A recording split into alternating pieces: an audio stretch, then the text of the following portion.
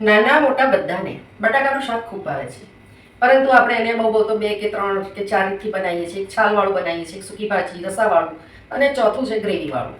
આનાથી વધારે કોઈ રીત આપણે જાણતા નથી હોતા, જેથી આપણને શાકમાં નવીનતા નથી લાગતી અને શાક ટેસ્ટી ઓછા લાગે, કારણ કે એક દારૂ ખાઈ ખાઈને આપણે કંટાળ્યા હોય એટલે શાક આપણને ટેસ્ટી ઓછા લાગે. તો આજે એવી 2 રીત તમને બટાકાના શાકની બતાવું છું કે જે તમારા શાકમાં નવીનતા લાગશે અને સાથે સાથે તમારો ટેસ્ટફુલ લાગશે. આ શાક જે આપણે બીજી રીત 4 રીત મેં બતાવી એમાં ખાઈ એના કરતાં વધારે ટેસ્ટી લાગશે.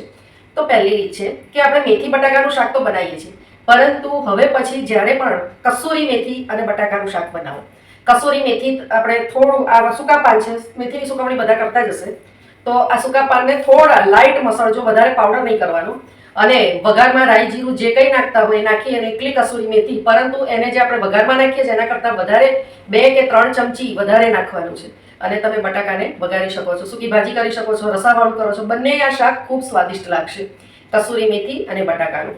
અને બીજી રીત છે કે લગભગ આપણે ફ્લાવર સમારીએ તો આ લીલા રંગની ડંઠલો હોય છે એને કાઢી નાખીએ છીએ. પણ તમને ખબર છે કે પહેલી વસ્તુ તો એ કે આ લીલા રંગની ડંઠલમાં વધારે પોષણ હોય છે, અને બીજી વસ્તુ કે લીલા રંગની જે ડંઠલો છે એને અલગ કરી અને તમે આને બટાકા સાથે એકલું બનાવો તો ખૂબ ટેસ્ટી લાગશે. આ લીલી ડંઠલ અને એકલા બટાકાનું શાક, તમને જે વઘાર ગમે એ વઘાર કે એ મસાલા નાખો, પરંતુ આ ફ્લાવરની લીલી ડંઠલ અને બટાકાનું એકલું શાક ખૂબ સ્વાદિષ્ટ લાગશે અને એક સરખા શાકમાંથી છુટકારો મળશે.